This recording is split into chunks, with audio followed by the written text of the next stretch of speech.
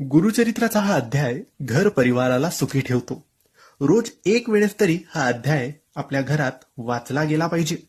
मित्रांनो, गुरुचरित्र पारायण केल्याने सर्व मनोकामना पूर्ण होतात हे तुम्ही ऐकलं असेल. गुरुचरित्राचे खूप कठीण नियम असतात. त्या नियमांचे पालन करून हे गुरुचरित्र जर आपण पूर्ण करतो तेव्हा आपली इच्छा मनोकामना पूर्ण नक्की होते. परंतु गुरुचरित्रामधील प्रत्येक अध्याय एक प्रत्येक गोष्टीसाठी वेगवेगळा असतो. आम्ही आजच्या व्हिडिओमध्ये तुम्हाला असा अध्याय सांगणार आहे जो अध्याय तुम्ही रोज वाचायचा आहे.